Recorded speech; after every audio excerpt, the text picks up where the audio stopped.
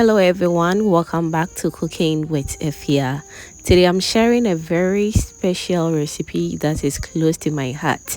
Koobi jollof rice, my mom's absolute favorite. If you've never cooked jollof rice with Koobi before, then you are in for a real treat. The Koobi has a rich, smoky, salty flavor that takes ordinary jollof rice to a whole new level. This recipe is simple, flavorful, and trust me, you're going to love it. So without wasting much of your time, let's get started. Next, I'll place my pot on medium heat and add my cooking oil. Allow the oil to heat up nicely before adding the chopped Koobi. So basically, Koobi is just salted tilapia. So that's how we call it. It's very flavorful and very aromatic. Trust me, the aroma in here is just amazing.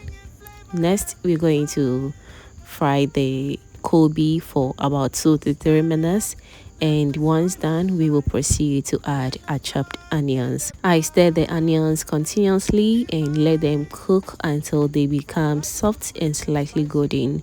This step is very important because properly fried onions add depth of sweetness to the jollof. Now I'll go in with my tomato paste. The tomato paste gives the jollof rice its rich color and deep tomato flavor.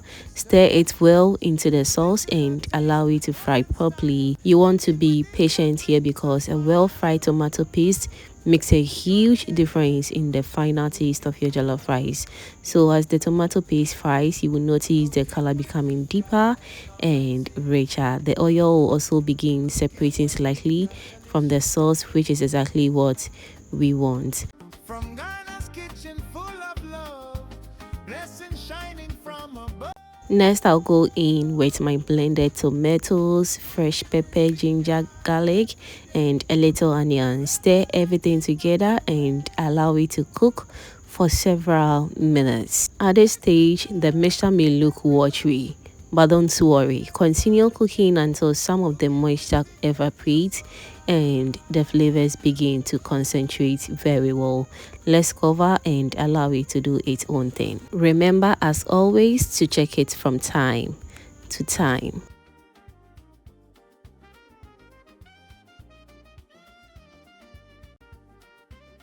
Alright, we are back and the stew is cooking absolutely perfect. Now I season everything with my preferred spice and seasoning. Remember that Koobi is already salty, so be careful when adding additional salt. Give everything a good stir and allow the stew to simmer gently. But always remember, aromat is the best stew spice for your stews and also for your jollof rice. At this point, the kitchen smells absolutely amazing. Stir everything together and taste the liquid. This is the best time to adjust your seasoning because once the rice goes in, it becomes more difficult to make changes.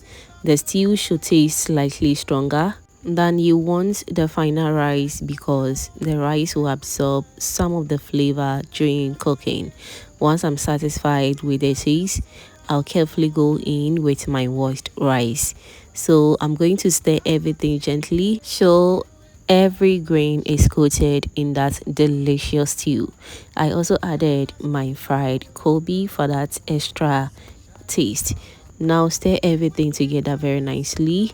I'll cover the pot and allow it to cook on low to medium heat. So as the rice cooks, it gradually absorbs the flavor liquid. Now for the water or stock you add to the jollof rice, always adjust or know the type of rice you are cooking so that you know the amount of water you add to your rice. As for my mom, she loves soft rice and also a lot of stew in her jollof rice, so that's what exactly I'm making for her. You can also adjust it to your taste and that will be perfect. Now cover the rice and allow it to cook on low to medium heat until it's nice and ready. As always, keep coming back to check on it from time to time. Alright, so after some time, I open the pot and check on it. The rice is beginning to soften beautifully and the color is looking gorgeous. At this stage, I gently stir from the bottom to ensure even cooking. Be careful not to mash the rice, is very important. If necessary, you can add a little water, but only small amounts. But if that's fine for you, that is okay. Now I'll cover the pot again and continue cooking until the rice is almost done. But I'll also cover it with some clean napkin as well. You can use parchment paper for your sheet, and it will also do the work perfectly as well. This traps the steam and allows the rice to finish cooking perfectly without becoming saggy. So the steam slowly works through every grain, making the rice fluffy and delicious. After a few more minutes, a Koobi jollof rice is finally ready. Just look at this beautiful pot of jollof rice. The grains are separate, fluffy, and packed with flavor. But we want to add a little protein to it. Let's go in with some sausage and also fluff it a little bit, and that will be it. In fact, the Koobi flavor here is just amazing. It's giving that rich Ghanaian taste we all know and love. This is exactly why it remains my mom's favorite jollof recipe. Every spoonful is loaded with smoky, savory goodness, and the flavor is simply unforgettable.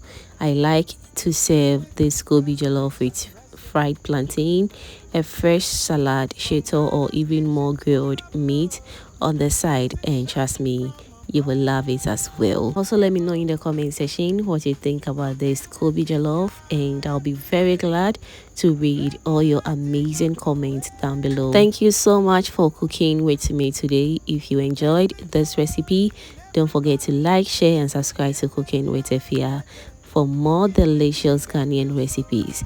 Until next time, stay blessed, stay safe, and happy cooking. Bye.